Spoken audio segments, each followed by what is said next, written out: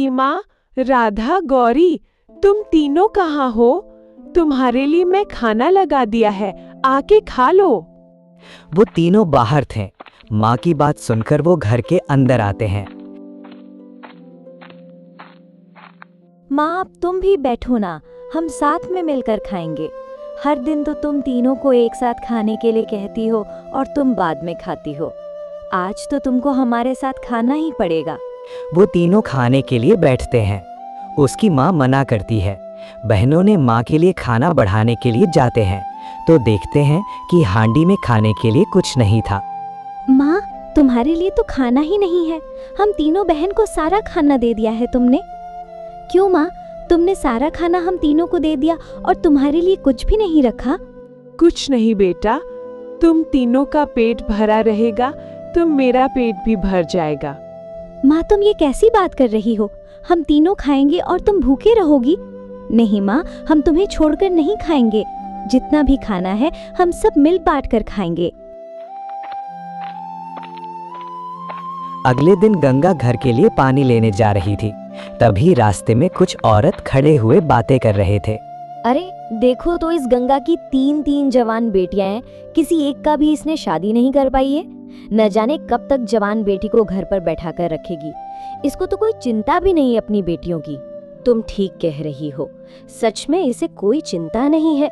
इसकी लड़की लोग जवान हो रहे हैं, जल्दी से शादी करवाना चाहिए, ना कि घर पर बैठना चाहिए।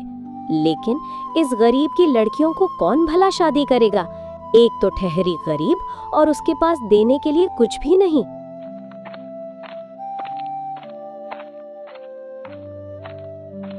गंगा ने उन दोनों की बातें सुनकर बहुत उदास हो जाती है। वो पानी लेकर घर पर जाती है। गंगा उदास मन से बैठी हुई थी। तभी उसकी बड़ी बेटी उसके पास आती है। क्या माँ, तुम इतनी उदास क्यों हो? क्या कहूँ बेटा, आज मैंने पानी लेने जा रही थी, तभी गांव की औरतें मुझे ताने मार रही थी कि मैंने अपनी बेटियों को घर पर रखा है और तुम्हारी शादी नहीं करवा रही हूँ। माँ, तुम इतनी सी बातों के लिए उदास हो रही हो, उनकी बातों को तुम ध्यान मत दो। वो तो कहते ही रहेंगे। उनकी बातों को हमें ध्यान देना नहीं चाहिए।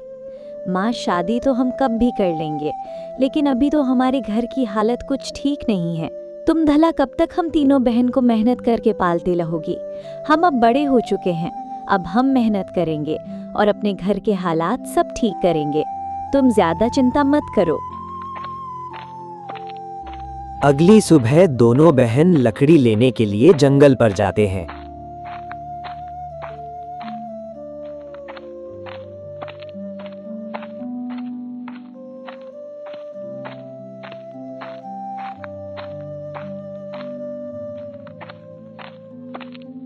वो दोनों लकड़ी लेकर घर लौट रहे थे। तभी अचानक बारिश हो जाती है। दोनों बहन भीग भीग कर घर लौटते हैं। वो दोनों आकर देखते हैं कि घर की छत के ऊपर से पानी गिर रहा है। तुम दोनों आ गए? देखो तो कितनी बारिश हो रही है, घर में भी पानी टपक रहा है। इस मौसम में बारिश कहाँ से आ गया? हम अब कैसे खाना बना पाएंगे? चूल्हे में भी पानी भर गया है। माँ, तुम चिंता मत करो, हम एक दिन नहीं खाएंगे तो क्या होगा, हम सब आज पानी पीकर रह लेंगे। उसे दिन बस दिन रात बारिश होती रही और चारों ने बिना कुछ खाए पिए ऐसे ही घर पर बैठे हुए थे। सुबह होती है। बारिश में भीगने की वजह से उसकी माँ की तबीयत खराब हो जाती है। वो तीनों भी बहुत चिंतित हो जाते हैं। राधा, गौरी, तुम दोनों चिंता मत करो। अब से इस घर की जिम्मेदारी मैं लूंगी। माँ की तो उम्र हो गई है, वो अब घर की जिम्मेदारी उठा नहीं पाएगी। लेकिन दीदी, तुम करोगी क्या? मैं जंगल से लकड़ी लेकर बाजार पर बेचूंगा और उस पैसों से मैं घर की हालत ठीक करूंगी और तुम दोनों को पढ़ाऊंगी। तुम दोनों पढ़ लिख कर बड़े ऑफिसर बनोगे, तब हमारी घर की हालत सब ठीक हो जाएगा। और हमारी माँ ने जो मेहनत करके हमको बड़ा किया है, हमारी भी जिम्मेदारी बनती है कि हम भी उनको हमेशा खुश रखें।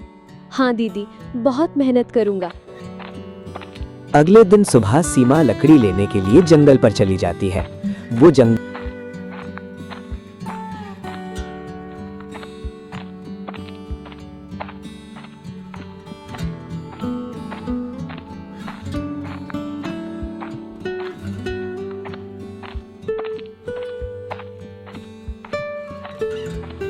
जंगल से लकड़ी लेकर बाजार पर चली जाती है। वहां से लकड़ी बेचकर जितने भी पैसे मिलते हैं उसमें से माँ के लिए दवाई और घर के लिए कुछ राशन ले आती है।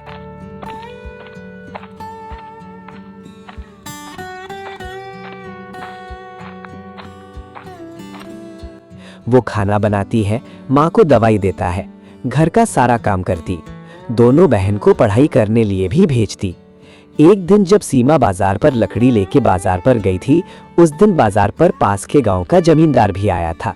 वो सीमा को लकड़ी बेचते हुए देखता है। अरे भोलू राम, राम देख तो, ये लड़की कितनी सुंदर है। ये लड़की से मैं शादी करूं तो कैसा रहेगा? देखने में तो कितनी सुंदर है। तुझे पता है क्या ये लड़की किस गांव पर रहती है? तू जल्दी जाकर इस लड़की के पता मालूम करके मुझे देना। हाँ मालिक, लड़की तो बहुत सुंदर है। आप इस लड़की के साथ शादी करेंगे तो बहुत अच्छा होगा। इस लड़की की पता मुझे मालूम है मालिक, ये हमारे पास के गांव की लड़की है। इस लड़की के घर में उसकी और 2 बहन और उसकी माँ है। ये हर दिन लकड़ी बेचने बाजार पर आती है। अगले दिन जमींदार ने सीमा के घर में जाकर बात करता है। माँ जी, मैं आपकी बड़ी बेटी सीमा के साथ शादी करना चाहता हूँ। मैं उसे बहुत खुश रखूंगा। आप बस शादी के लिए राजी हो जाएं। अरे बेटा, आप ठहरे जमींदार और बड़े लोग, हम तो बहुत गरीब लोग हैं। आप अगर मेरी बेटी से शादी भी करते हो तो मैं आपको दहेज में कुछ दे नहीं सकता। माँ जी, आप दहेज की चिंता मत कीजिए। मुझे दहेज नहीं चाहिए, मुझे तो बस आपकी बेटी चाहिए। वो जमींदार बात करके वहां से चला जाता है। तभी उसकी बड़ी बेटी कहती है, माँ, तू ये क्या कह रही है? उनको शादी के लिए क्यों हाँ कर दे? मैं अभी शादी करना नहीं चाहती। तुम्हें तो पता है हमारे घर के हालात कैसे हैं। इस घर के ऊपर मेरी जिम्मेदारी है। मैं कैसे शादी कर सकती हूँ? मेरी दोनों बहन को मुझे पढ़ाना है और तुम्हारी भी तो ध्यान रखना है। और वो लोग तो बड़े आदमी हैं और हम गरीब। ऐसे में मैं भला उनसे कैसे शादी कर सकती हूँ? देख बेटी, तुम तीनों बहन तो जवान हो गए हो। एक ना एक दिन तो तुम तीनों का शादी करना पड़ेगा। आज इतनी बड़े घर का रिश्ता खुद चलकर हमारे घर पर आया है। ऐसे में मैं भला कैसे ऐसे रिश्ते को ठुकरा सकती हूँ? तुम तो जानती हो गांव के लोग कैसी बातें कर रहे हैं। ऐसे में अगर तेरी शादी हो जाता है तो लोगों की बातें कुछ तो कम तो हो जाएगा। तू समझा कर बेटी, अभी अगर तू इस रिश्ते को मना कर देती है तो ऐसे अच्छा रिश्ता हाथ से चला जाएगा। फिर मैं कैसे तुम्हारी शादी करूंगी? सीमा कुछ कह नहीं पाती। उसकी माँ गांव के लोगों से पैसे उधार लेके कुछ दिन में सीमा को जमींदार के साथ शादी करवा देती। और इधर सीमा घर से चले जाने के बाद घर का सारी जिम्मेदारी राधा के ऊपर आ जाती है। माँ, तू चिंता मत कर, अब से घर की सारी जिम्मेदारी मेरी है। मैं पढ़ नहीं पाई तो क्या हुआ, हमारी छोटी को तो हम पढ़ लिख कर बड़ा ऑफिसर बनाएंगे। देखना तुम, हमारे घर की हालत भी एक दिन ठीक हो जाएगा। माँ, तू ज्यादा चिंता मत कर, मैं घर चलाने के लिए कुछ ना कुछ तो कर लूंगा। अरे ओ महारानी सीमा, कितनी देर तक सोती रहेगी? ये तेरा मायका नहीं है जो दिन भर बस सोते रहेगी। इतना समय हो गया है, अभी तक खाने के लिए नाश्ता तक नहीं मिला है। जल्दी ला, नहीं तो देखना मैं तुम्हारे साथ क्या करती हूँ।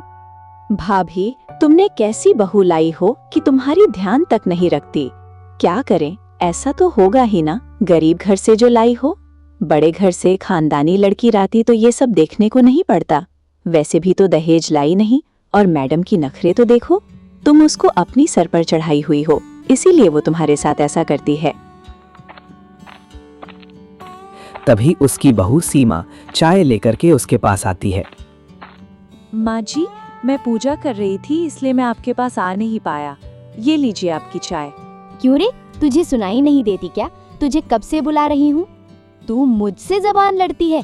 तुम जैसी गरीब घर की लड़की से और उम्मीद भी क्या कर सकते हैं।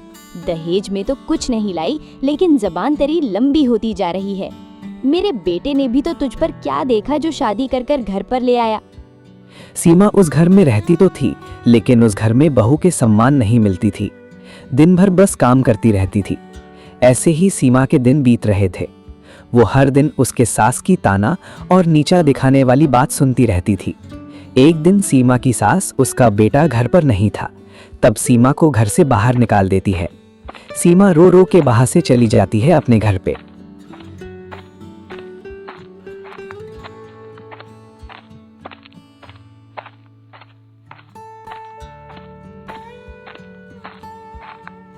अरे बेटी, सीमा तू आई है, दामाद जी तुम्हारे साथ नहीं आए क्या?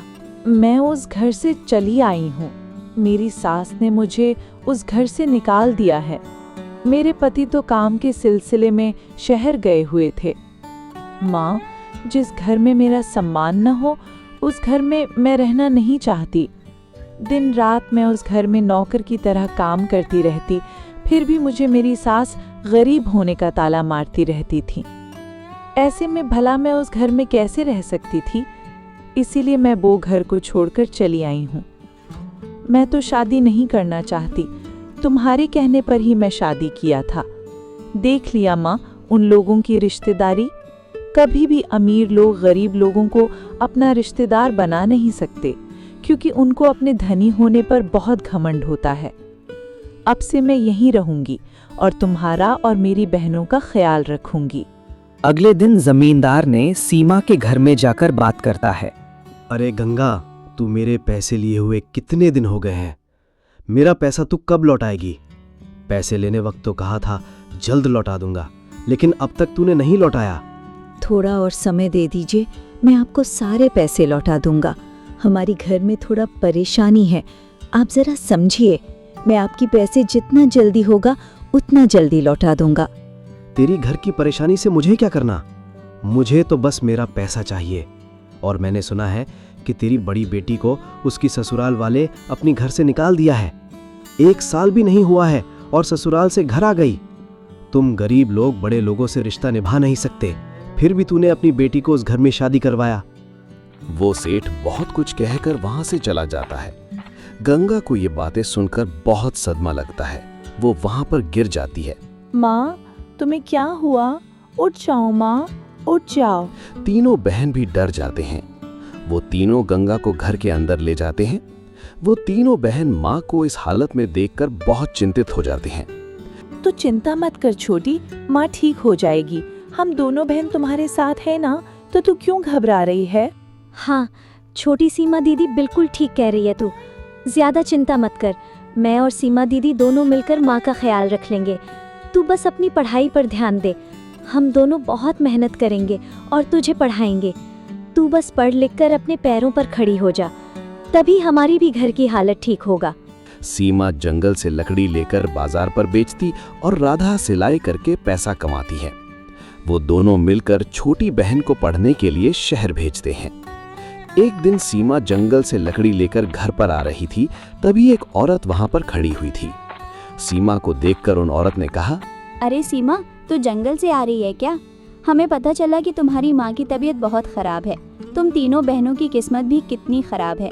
तुम्हारी तो शादी भी हो गया था, लेकिन किस्मत ने तुम्हारा साथ नहीं दिया और तुम ससुराल से मायके पर आ गए। न जाने भगवान ने तुम्हारी तीनों बहन की किस्मत में क्या क्या लिखा है। किस्मत से भला कौन लड़ सकता है? जो लिखा होगा वही मिलेगा। मुझे तो भगवान पर पूरा विश्वास है, वो एक न एक दिन हमारी गरीबी दूर करेंगे। मैं अब चलती हूँ, बाजार के लिए देर हो रही है। सीमा बाजार पर चली जाती है। वो लकड़ी बेचकर बाजार से राशन और माँ के लिए कुछ दवाई भी ले आती है। वो घर पहुंचकर देखती है कि उसकी बहन सिलाई कर रही थी। राधा, और तुम कितनी देर तक सिलाई करोगी? थोड़ा आराम भी कर लिया करो। नहीं दीदी, आराम तो हम जिंदगी भर करेंगे, लेकिन अब हमें बहुत मेहनत करनी होगी ताकि हम हमारी बहन को अपने पैरों पर खड़ा कर सकें। हमारी बहन अगर कुछ बन गई तो हमारी मेहनत सफल हो जाएगा। इसलिए मैं दिन रात मेहनत करती हूँ। और आप मुझे कह रही हैं दीदी, आप भी तो इतनी मेहनत से जंगल से लकड़ी लेकर बाजार पर बेचती हो ताकि हमारा घर अच्छा से चल सके। राधा और सीमा बहुत मेहनत करते और अपने घर को चलाते हैं। छोटी बहन को पढ़ाने के लिए भी पैसे भेजते हैं। ऐसे ही कई दिन बीत जाते हैं। एक दिन वो सेठ गंगा के घर पर आता है। अरे गंगा, तू मेरी पैसे लौटाएगी कि नहीं?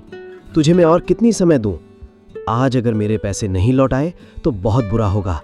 तुम्हारी दोनों बेटी तो कमाई कर रही हैं, लेकिन मेरा पैसा लौटा नहीं रही हो, और तुम्हारी छोटी बेटी की पढ़ाई के लिए पैसे भेज रहे हो। गंगा और उसकी दोनों बेटी कुछ कह नहीं पाती। वो चुप होकर खड़े हो जाते।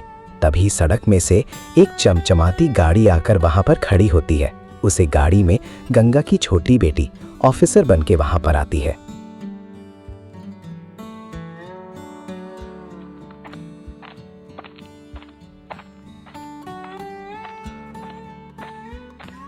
सेठ जी, आप मेरी माँ और मेरी बहनों से इस तरह से बात नहीं कर सकते।